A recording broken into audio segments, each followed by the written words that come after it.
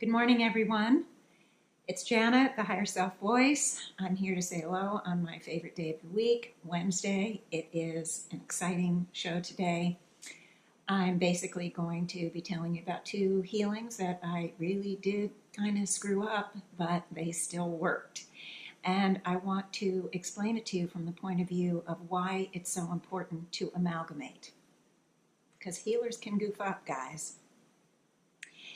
We can goof up on ourselves, we can goof up on other people, and we kind of have some protection here. And this is really important. Okay, so I'm going to begin with a healing that I did in my meetup group. I have a meetup group I've had one since 2010. Used to be every 2 weeks, then it went to once a month, then it went to every week. Now for the healing meetup, because I have an informational meetups too, the healing meetup is now every 2 weeks. So at one point, I think it was a couple of years ago, I was doing the healing meetup once a month, I think. I don't remember. But anyway, I had a big group here, maybe 20, 23 people, something like that. And I have promised to do healings on everyone who comes, okay? Doesn't mean I'm going to do a long healing, but even a 10 or 15 minute healing on a person, man, I was focused, I was in frequency for 3 to 4 to 5 hours sometimes at a go. And I always told people if you have to go sooner, you have to leave. It could go a long time. You can get up and go. If you can do it quietly, you need to use the bathroom, go ahead and do it. But once I'm in frequency, it would expand the time if I kept coming out to say goodbye to people or to talk to people after each healing. So I literally would go one person to one person to one person. And when I got to the next person, they would give me in a sentence or two what area, what arena in their life, what difficulty, what issue they wanted to heal. And then I would start. So those days, I didn't know most of the people that came. Well, I probably knew half, and a half knew almost every time. Although I'm just kind of making that up, I don't really remember. But there were a bunch of new people that day. So someone came in, and I'll call her Anna. And I had never met her before, said hello to her. I introduce everybody around to everybody else, but all I really know about the new people are their first names, and that's usually about it, especially when you have a group that big. So we start healing, and she's maybe halfway through, and she asked me to work on, and I don't remember exactly. I'm sorry, guys, I don't remember exactly. I think it was something about being more connected to the self. Something spiritually oriented. It wasn't some practical thing like needing a job or anything like that. It was something about wanting to connect more to herself or feeling more self-confident or something along those lines. So anyway, I go in, and I often, with my healings, you have only seen one on the show, the video show, but often I get a symbol, an image, something to get me started, to help me. It's kind of a doorway that I see what's then behind the symbol. And immediately I saw this symbol of a little girl running around in panic with things dropping out of the sky at her. And she was trying to avoid them. And it looked to me like bombs. But I'm telling her what I'm seeing, and I'm saying, it looks like bombs, but of course, I'm misassuming she's American, had never been involved in bombings. And I say it's probably a symbol of things that come at all of us out of the sky or out of left field, things we're trying to avoid, things we're not expecting, things that can be painful or hurtful. And I went on to do the healing, and I don't remember any of it. That's not the point right now, but at some point she left, and I don't remember whether she waited till the end and I said goodbye, but we didn't have any kind of conversation other than maybe a wave or a goodbye, or maybe I didn't even see her when she walked out. I can't remember, honestly. So then, a couple days later, the phone rings, and she says, "Hi, Janet, it's Anna." She said, "Do you remember me?" And of course I did. I said, "Well, yeah, sure I do. Anna, how are you?" She said, "Well, actually, I'm fine, and I want to tell you something. I said, okay. She said, I actually am from Iran, and I was in a bombing. And once you said that, gave that symbol, I started to cry, and I never heard a word of your healing. I just was crying, tears were running down my face. Now, it was quiet because everybody in the room, when I'm doing these healings, they're quiet. She was not sobbing out loud. But anyway, she said, I didn't hear a word of your healing, but I was crying. And then when I left, I just went grocery shopping. I can't remember exactly what she did. And she went home, and she was unloading the groceries and beginning to figure out what she was going to fix for dinner, that sort of thing. And about 10 minutes, I think, or 15 minutes after she got home, her husband of 10 years walks into the kitchen and says, who are you? And she, looks at him, trying to figure out what he means. And he said, you didn't ask me to turn the music down. And she just becomes like a deer in headlights and says, I never noticed the music. Now, why that is significant, she went on to explain that her whole life she has been afraid of loud noises, and maybe not even afraid, but it just grates on her nerves. So her husband loves to play music at high volume, but whenever she's in the house, he always has it turned down. He heard her come in, he heard her in the kitchen, and kept waiting for her to request him to turn it down. So when she didn't, he just couldn't figure out what was going wrong. He'd been married to her for 10 years. That's why he said, who are you? So anyway, she said, I was really shocked. I didn't call you right away because I thought it would go away. And she said, so I waited 2 days, and I'm calling you now because it has not gone away, and I would like a full session. And she hired me for a private session. I think she had 2 and her husband had 1. Because of that, I have this deal. You can do 3 sessions for less money. You get a discount for 3. So anyway, the point is, I misinterpreted the symbol. I got the symbol really direct, bombs, okay? I misinterpreted it because I made the assumption she wouldn't have been in a bombing. I did the healing. It worked, even though it wasn't on the pattern that she asked for. That's the other thing. Not only did I misinterpret, but it wasn't the pattern that she asked for. She asked for something like being more connected to herself or more self-confidence or something along those lines. But what she got was a healing for the PTSD that had been present since she was a child in the bombing. So here's one example of how, because we amalgamate, because we are utilizing those divine energies, we've invited them in, we've given them permission to do and help us with the healing. These divine energies can't hurt, can't harm, can't control, can't manipulate. And if you go to heal the elbow and it's the knee that needs healing, the knee is going to get it. So she didn't ask for the PTSD, but at the soul level, her facade human soul level, that's what she wanted, and that's what she got. She didn't know on the mind level to put words around it in so many ways. I didn't know as the healer in so many ways. And yet the divine energies went in and did what they were meant to do. And so that is one example of, thank goodness, I was amalgamated, okay? The second example is an example that was of a healing that I did on my radio show years ago. There was, I forget, 2 or 3 or 4 years ago, I did nothing but healings. And people would write in requesting healings, or maybe they'd call in. Both options were on the table. The write-in, sending me an email was always on the table because I do the show during the workday. So, excuse me. So, a lot of people can't call in. So I always have the email as a possibility. Send me an email, request the healing. and I would do it on the show. And that was probably the majority of cases. Of course, we did get call-ins, or I did get call-ins. In any case, there was a woman who lived somewhere in the West Coast area.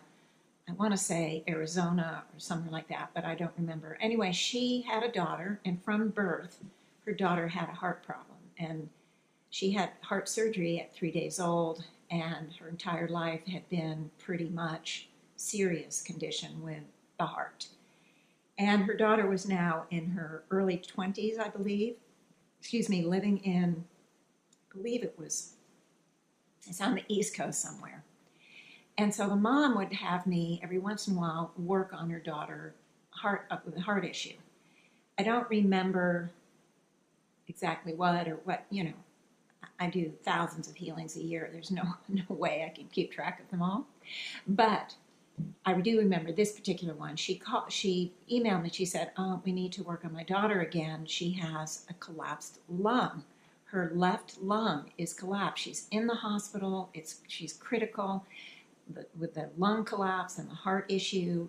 This is very serious." So I said, "Absolutely, I will work on it." And they were free. I didn't charge for any of the healings because I was so happy to be able to do them on the show, because I also teach how the listeners can use the healing for themselves. And so that was always on the table in those shows. So it was always an exciting thing to do healings, and I was happy to do them for free. And people took advantage of it, like this gal. Several people called in more than once, and I loved it. I personally stayed connected and, get to see the process, the progress of the individuals involved. And so that's always a good thing. Many would give me some follow-up, send me an email saying, "Oh, well, here's what happened. Here's some of the results. Here's some of the outcome." So that was always fun and exciting, and I would share that too on the radio. But in any case, the gal had told me it was the left lung that had collapsed. And so when I was doing the healing, I was going through and really focusing the energy on that left lung. The whole time, and I say it on the radio, I'm seeing the energy moving to the right lung over and over again. Just, I'm sending it to the left, and it's like the course gets diverted and the light goes to the right. And I'm like really confused. Here I am on the radio thinking, something's going on here. And I say right on the radio, I see it going to the right lung, and I'm trying to theorize, what is happening? Why is it all going to the right lung? And my theory in that moment was, well, the right lung is doing the job of two lungs, so maybe, or two lobes, because it's the right lobe of the lung. Maybe it's because it really needs the help because it's doing such a heavy-duty workload with the left lung not operating. So that was my theory in the moment, but I really had no idea. And I did the healing, and I didn't think about it. The mom is very interested in the spiritual stuff, and she would listen to the healings. And I don't know how much she shared with her daughter, because I do know the daughter's was not really involved in the spiritual side of life. She had had this heart problem from such an early age. She was very invested in the medical world that literally had kept her alive throughout her journey. So it's an understandable focus on her part. But the mom would ask for the healings, knowing that even if the daughter weren't conscious, it would help in some way. I remember I did a heart transplant actually in it. I didn't take out her old heart, but I put in an energetic heart so that the energetics of the new heart could, work into her old heart and bring it up into a state of higher frequency. It could also mean eventually she'd have a heart transplant. I didn't know, but I knew the divine energies would work that out.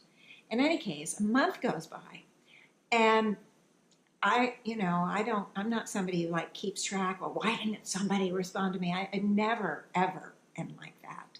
I've got a busy life, and I have many things that I do, and I just I'm in the now, and I just keep moving, like many of us. So about a month later, the mom writes me, and she says, by the way, I'm so sorry.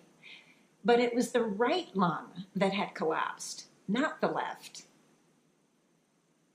Yeah, that's what was happening. I was misdirected, so I misdirected the energies, but they went exactly where they needed to go.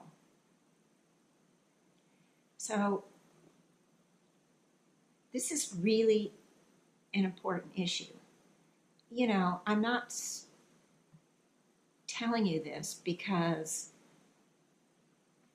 I'm trying to show you I can make mistakes. Of course, we all make mistakes. What I am trying to do here is to explain just how important those divine energies are and the amalgamation.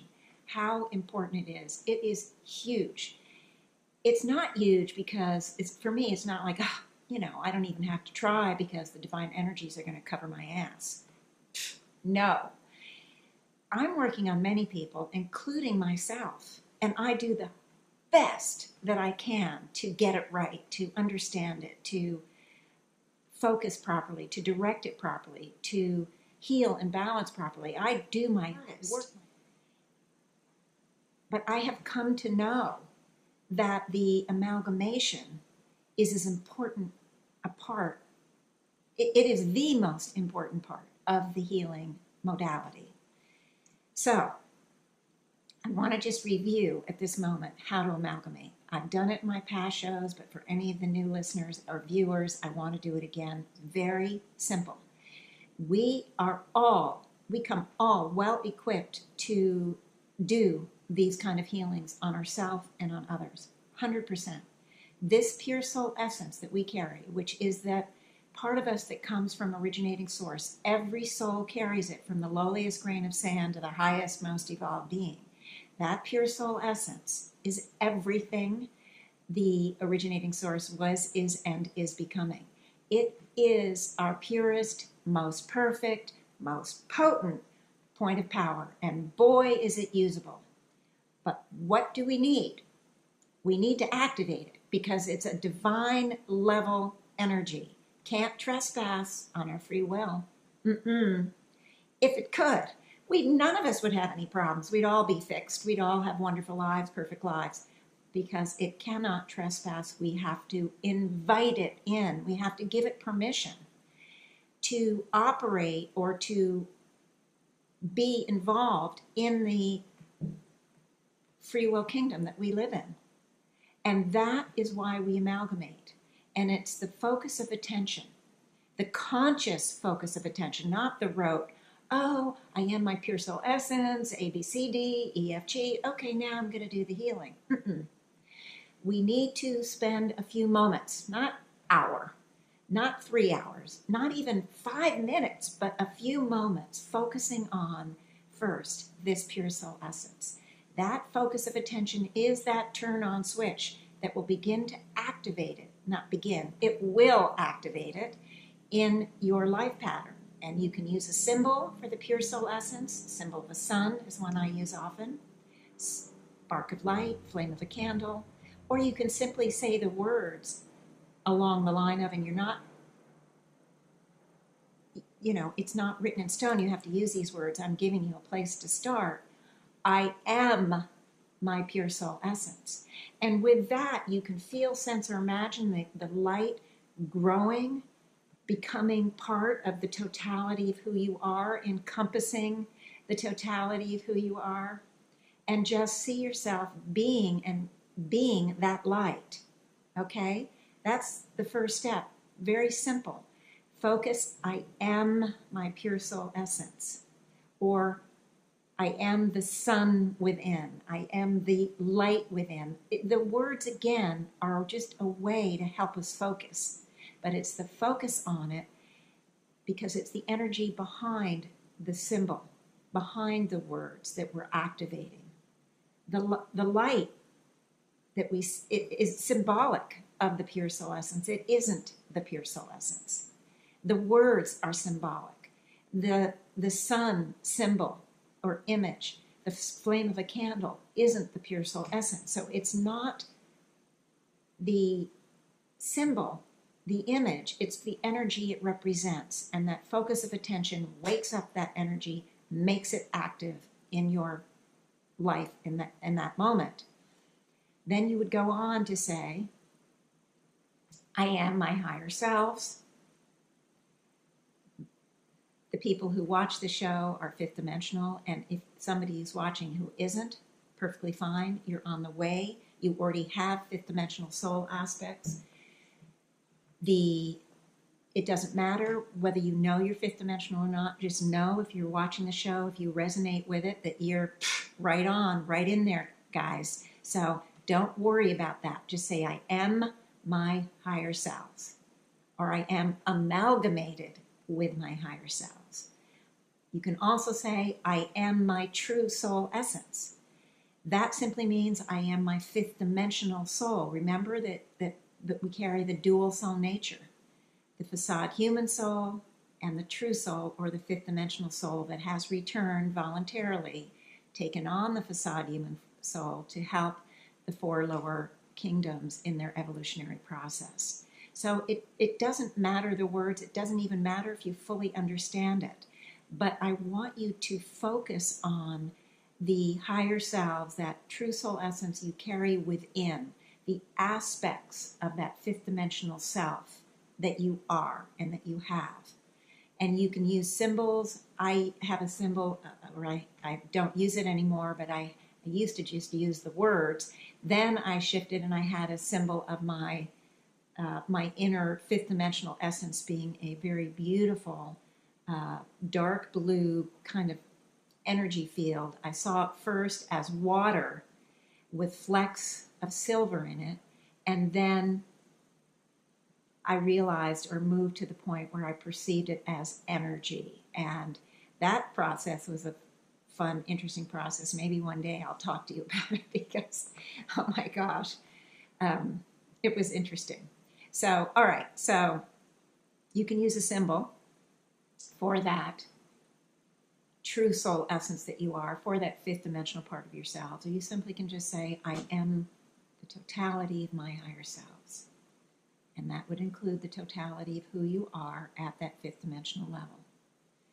Once you have those two things activated, you can then say, I'm now projecting into, or I am one with, the originating source of all there is.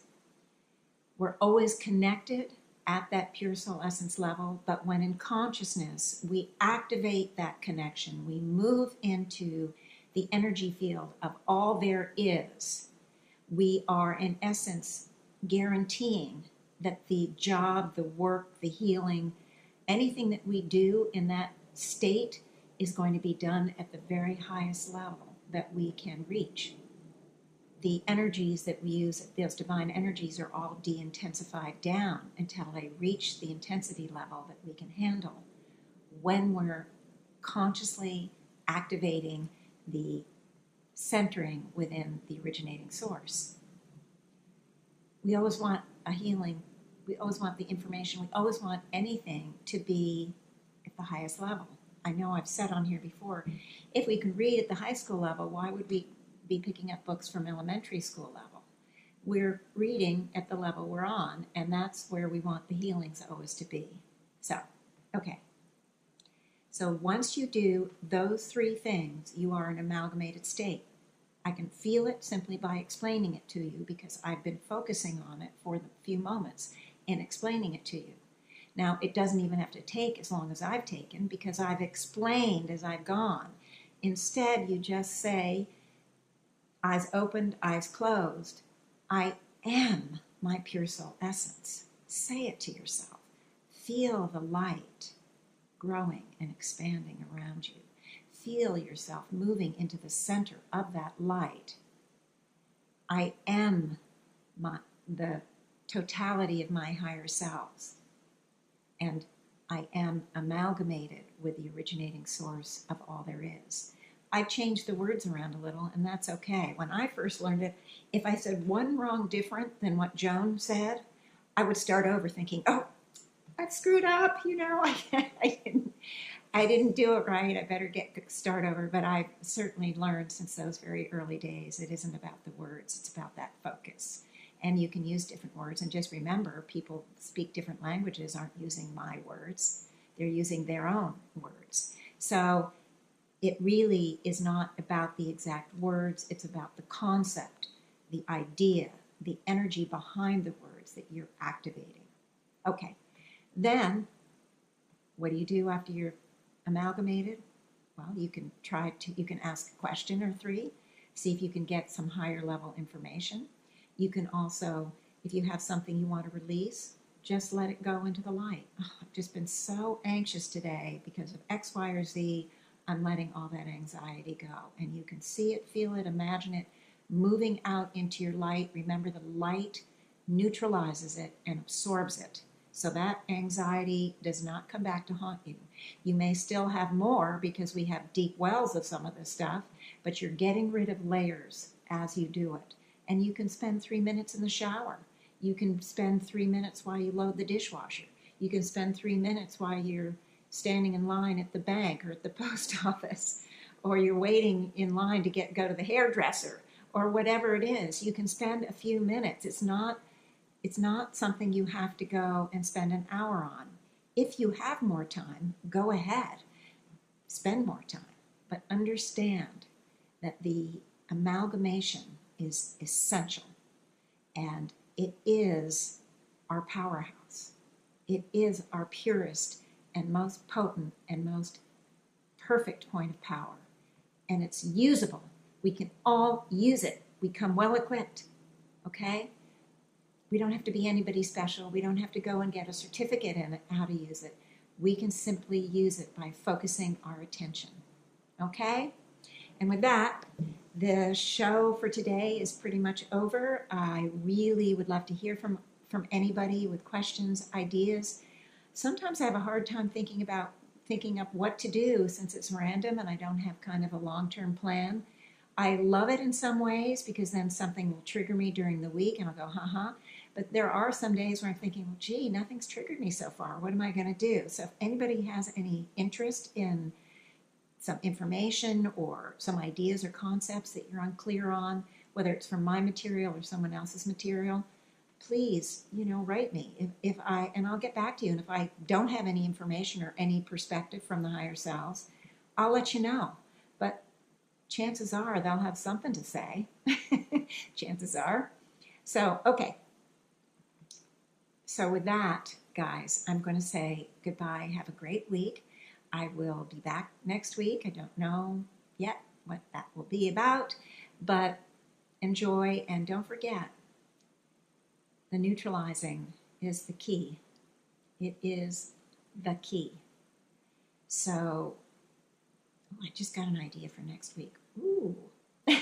Okay. We'll see. Okay. But anyway, thank you for being part of my group, part of my community, part of, helping me, and we all help others. Just thank you for being there. I truly, truly love this community. I don't know you personally. A few people I know, I've got to know, that are local or have emailed me quite a bit. But most of you I don't know. But it doesn't mean that you're not in my heart. You're all in my heart. So, until next week.